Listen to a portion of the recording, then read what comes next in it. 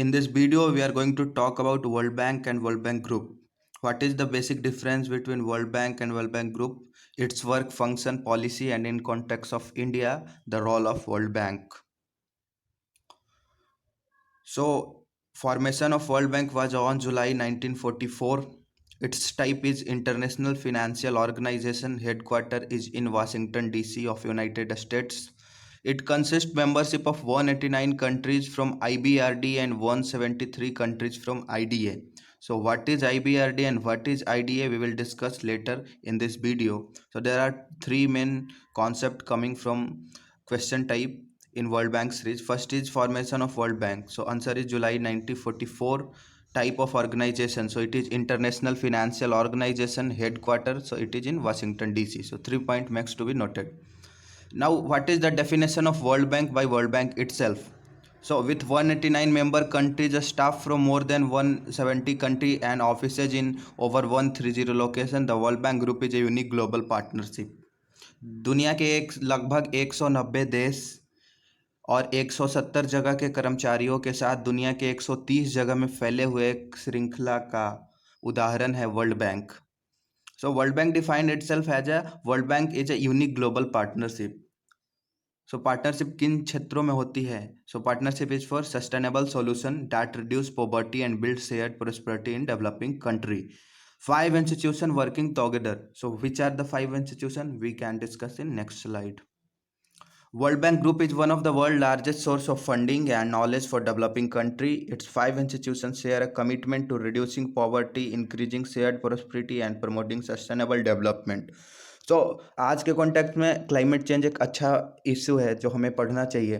तो sustainable development का जो कॉन्सेप्ट है उसको को रिलेट करके हम देखते हैं. तो जितने भी फिनेंशियल ऑर्गेनाइजेशन है, IMF भी हो जाए या फिर हमारे भी एशियन डेवलपमेंट बैंक हैं जो एशिया पैसिफिक रीजन को सर्व करता है, तो सबको कहीं ना कहीं सस्टेनेबल डेवलपमेंट पे फोकस होना पड़ रहा है. और फ्यूचर में भी सस्टेनेबिलिटी को लेकर हर एक financial organization, economical organization also take care. नीचे में वर्ल्ड बैंक का लोगो है, world bank group, 5 institution 1 group. So the 5 institution are IBRD, the International Bank for Reconstruction and Development; IDA, the International Development Association; IFC, the International Finance Corporation; MIGA, the Multilateral Investment Guarantee; ICSID, the International Center for Settlement of Investment Disputes. So these are the 5 mother organization supporting and make a commitment to run the World Bank Group. So जहाँ भी question आए कि 5 institution कौन है, आप इस चीज़ों को देख सकते हैं. Since 1947, the World Bank has funded over 12,000 development projects via traditional loan, interest-free credit and grants. So जितने भी इनके डेवलपमेंट प्रोजेक्ट होते हैं उनको ये 3 टाइप से इकोनॉमिकल सैंक्शन करते हैं. पहला ट्रेडिशनल लोन, दूसरा इंटरेस्ट फ्री क्रेडिट और तीसरा ग्रांट. इन चीज़ के विषय में हम अगले वीडियो में बात करेंगे. नाउ देखते हैं कि 5 जो इंस्टीट्यूशन है उसका इंडिविजुअली काम किया है. तो पहला IBRD, it provide financial development and policy financing. IDA, it provides zero to low interest loan and grant. IFC, it mobilize private sector and provide advice. MIGA, it provide political risk insurance. And ICSID, it settle investment dispute. यहाँ पे एक important concept है जो IDA के related है. यहाँ पे question आ सकता है, भारत जैसे डेवलपिंग कंट्री को वर्ल्ड बैंक का कौन सा ग्रुप है जो 0 to लो इंटरेस्ट में लोन ग्रांट करता है? So the answer is IDA. South African Nations में भी जो उनको मदद मिलता है वर्ल्ड बैंक से, वो IDA ही मुख्य रूप से करता है. Now journey of India with World Bank. So ऊपर के स्लाइड में जो रोड है वो चेन्नई का है, जो एक टाइम में स्लम एरिया से घिरा हुआ होता था. आज देखिए रोड की हालत क्या है. So it is a unique example of world bank investment in India. With 1.2 billion people and the world third largest economy in purchasing power parity terms, India's recent growth has been a significant achievement. Since independence in 1947, a landmark agriculture revolution has transformed the nation from chronic dependence on grain imported into agriculture powerhouse that is now a net exporter of food. आज़ादी के समय जिस देश को खाने के लाले पड़े थे वो आज आत्मनिर्भर है खाने में, और दुनिया में सबसे ज़्यादा एक्सपोर्ट भी लगभग हर चीज़ों का कर ही लेता है. सो ये ताकत है भारत का, और इस ताकत को बढ़ाने में वर्ल्ड बैंक भारत के आज़ादी के साथ साथ कदम बढ़ा रहा है. So in the field of education, the journey of India with World Bank. Sarva Shiksha Abhiyan, सब पढ़े सब बढ़े. आप में से जिन लोगों ने भी सरकारी स्कूल से पढ़ा होगा, यहाँ पेंसिल वाला साइन होता है सर्व शिक्षा अभियान का, यूनिवर्सल एजुकेशन फॉर ऑल। सो इसमें काफ़ी कुछ इनका योगदान सराहनीय रहा है वर्ल्ड बैंक का एजुकेशन के फील्ड में। एजुकेशन फॉर ऑल प्रोग्राम जो रहा है वर्ल्ड बैंक सपोर्टेड, इससे कि लगभग 20 मिलियन चिल्ड्रन प्राइमरी स्कूल तक आ पाए हैं। It brought nearly 20 million children into primary school. जो लोग जंगल में घूमते थे, कूड़ा कबाड़ा चुनते थे, जिनके माता पिता के पास पैसे नहीं होते थे पढ़ाने के लिए, वो सर्व शिक्षा अभियान के तहत लगभग 20 मिलियन वैसे बच्चे, चाहे फिर गरीब के बच्चे या फिर एक जोग्राफिकल मार्जिनलाइज क्षेत्र के बच्चे, प्राइमरी स्कूल से कनेक्ट हो पाए हैं। Between 2012 and 13 and 2015 and 16, the net enrollment ratio in the upper primary school increased by 10%। 2012-13 और 2015-16 के बीच में जो नेट इनरोलमेंट रेशियो है वो 10% से बढ़ गया है। और सबसे अच्छा बात क्या है जेंडर इनरोलमेंट रेशियो के रिलेटेड, 2001 में प्रत्येक 100 लड़कों में 90 लड़कियां स्कूल आती थी, लेकिन अब प्रत्येक 100 लड़कों में 102 लड़कियां स्कूल आती है। So this show the sustainable growth in the field of gender equality. Now moving on the rural livelihood. Over the past 15 years, $3 billion investment in promoting a unique approach to the development of rural livelihood in India by empowering poor rural women.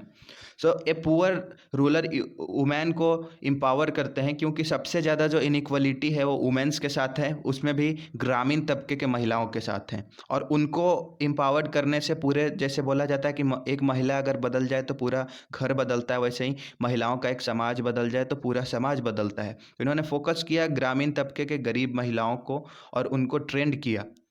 Giving support to self help group, it mobilize of approximately 45 million poor rural women with a skill, access to finance, links to market and help in business development। स्वयं सहायता समूह को मदद करके लगभग 45 million ग्रामीण महिलाओं को इन्होंने कौशल विकास, उसके अलावा फाइनेंस से रिलेटेड एक अवेयरनेस दिया, मार्केट से इनका जुड़ाव करवाया और सेल्फ एंटरप्रेन्योरशिप बिजनेस को प्रमोट किया, जिससे कि काफ़ी इकोनॉमिकल सस्टेनेबिलिटी आई। जिसका कि सबसे स्टैटिकल उदाहरण डेवलपमेंट के रूप में होगा 2013 से लेके अब तक 25 बिलियन फाइनेंशियल लेवर्ज ले चुके हैं महिलाओं ने। तो अभी तक जो महिलाओं का ट्रांजैक्शन है वो 25 बिलियन है 2013 से लेके अब तक। सो काफ़ी बदलाव हुआ है। Journey of India with World bank, rural water supply and sanitation. Since 2000, World Bank project have contributed over 3.4 billion in the sector of rural water supply and sanitation. The program helped 36 million people belonging from 40,000 villages having a population of 150 to 1500. 23 million people have benefited from improved sanitation, changed the women age-old sanitation behavior, aware the people about maintenance of water sanitation related infrastructure।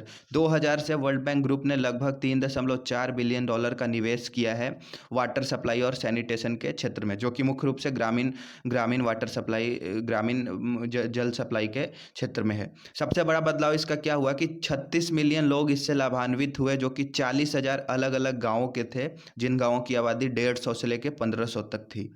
23 million people ऐसे थे जो aware हुए about improved sanitation facility. Women's का जो as old sanitation behaviour था उस पर भी इन्होंने काम किया, काफ़ी हद तक उसमें ग्रोथ देखने को मिला, उससे जो डिजीजेज होती थी वो कम हुई। Now moving forward on the rural roads. Since 2004, World Bank was invested $2 billion that has helped India National Rural Road Program and a state roads project and build approximately 40,000 km all-weather roads in economically weaker and hill estates. World Bank supports has helped introduce many reforms and governance change in the program, including improved sanitation, improved institutional effectiveness of road agencies, use of green and climate-resistant road construction.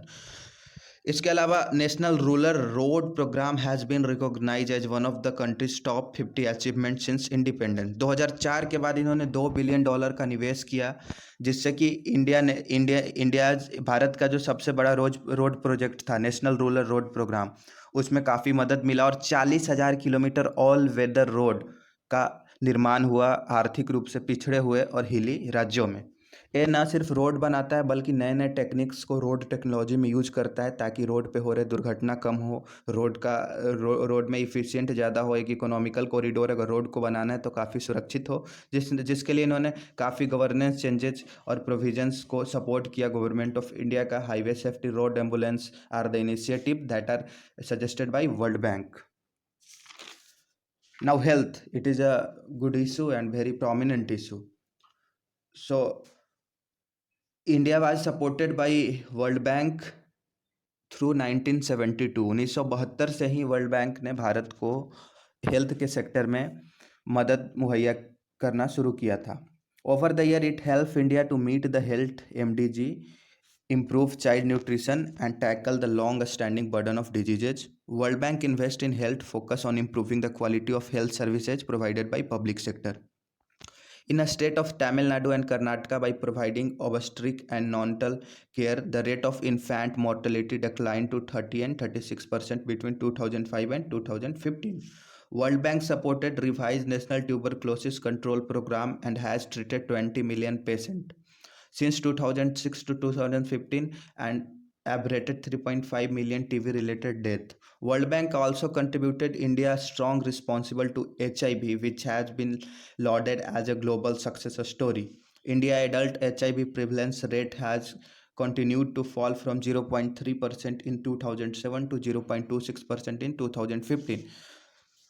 यहाँ पे जो health के sector में MDG थे उनको improve करने के लिए वर्ल्ड बैंक ने काफ़ी कुछ मदद किया। मिलेनियम डेवलपमेंट गोल्स होते हैं MDG। इन्होंने क्या किया कि जो पब्लिक सेक्टर के प्राथमिक स्वास्थ्य केंद्र थे उसमें इंफ्रास्ट्रक्चरल डेवलपमेंट के लिए काफ़ी कुछ मदद किया। इसके अलावा जो शिशु मृत्यु दर थे उसके लिए इन्होंने टारगेट किया कुछ राज्यों को, जिसमें उदाहरण तमिलनाडु और कर्नाटका है, जहां 2005 में मृत्यु दर 30% था, वही अब घट के 36% हो चुका है। इन्होंने भारत का जो सबसे बड़ा धब्बा था कि टीबी का देश है, ट्यूबरक्लोसिस का देश है भारत, उसके इरेडिकेशन के लिए इन्होंने नेशनल ट्यूबरक्लोसिस कंट्रोल प्रोग्राम को फंड किया, जिससे कि काफ़ी बदलाव हुआ। इसके अलावा इन the field of nutrition, since September 2015 world bank group assisted integrated child development services ICDSS and nutrition improvement projects. This was done by introducing innovative method and enhancing community awareness. Anganwadi, ASHA workers, as well as by making innovative use of technology to monitor and manage the program.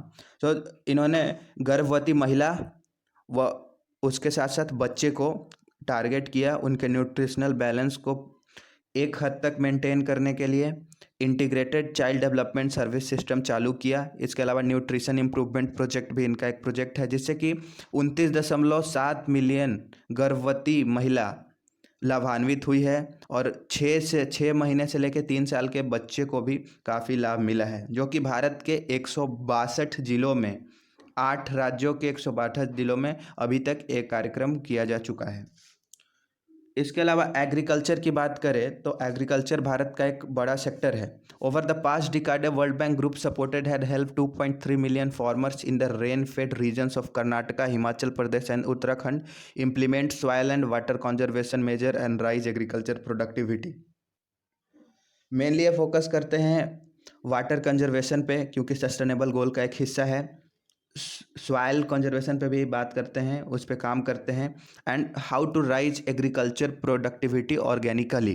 तो इनका 3 क्षेत्र है जिसमें इन्होंने चुना rain fed regions of Karnataka, Himachal Pradesh और उत्तराखंड के, जहाँ की इन्होंने 2.3 मिलियन फार्मर्स को दिशा निर्देश दिया, जहाँ से काफ़ी कुछ बदलाव हुआ। इन्हीं चीज़ों को देखते हुए भारत सरकार ने भी इन चीज़ों को अपने कार्यक्रम का हिस्सा बनाया और इस प्रोजेक्ट को भारत के हर एक जगहों पर लगाने का निश्चय लिया। महाराष्ट्र आसाम के 20 लाख किसान अपने कपास की खेती या जो भी खेती करते थे उसमें इन टेक्निक्स को अपना के 20% ज़्यादा लाभान्वित हुए हैं अपने चीज़ों को बेच के। इसके बाद एनर्जी की बात करें तो since 1993 world bank invest total $2.5 billion amount and gives intensive support for capacity building that has helped power grids and a state-owned power transmission company that leads India as a third largest transmission utility in the world. तो इन्होंने 1993 से भारत को लगभग $2.5 billion का आर्थिक मुहैया प्रदान किया, जिससे कि पावर ग्रिड का अपलिफ्टमेंट हुआ, स्टेट ओन्ड पावर ट्रांसमिशन का अपलिफ्टमेंट हुआ, और इसके बदौलत भारत तीसरा सबसे ज़्यादा ऊर्जा उपयोग करने वाला देश बन पाया। World Bank Group has supported Madhya Pradesh government to set up the largest single site power plant in the India. Madhya Pradesh में largest single site solar power plant है जो कि वर्ल्ड बैंक ग्रुप के मदद से साकार हो पाया है, और उसके बाद उसमें $750 मिलियन का प्राइवेट निवेश हुआ है, जहां से वहां के लोगों को रोजगार मिलेगा।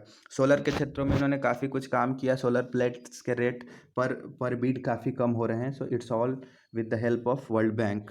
इसके अलावा गुड गवर्नेंस की बात भी वर्ल्ड बैंक ही करती है। वर्ल्ड बैंक का एक नया कॉन्सेप्ट है government and technology, that is GovTech, putting people first. तो इंडिया का जो माई गोव पोर्टल है, जो मोदी जी माई गोव का नाम लेते हैं, it is also initiative that is designed by the idea of good governance. So good governance से भी आगे वर्ल्ड बैंक बात करते हैं गोवटेक की, putting people first. GovTech is a whole government approach to public sector modernization and promotes simple, efficient and transparent government which the citizen at the center of reform।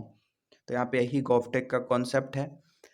So I hope you like this video and this video is useful for you. So if you find the video is fit according to you, please hit on the subscribe button, like our video, share it with your friends. Thanks for watching. We will cover next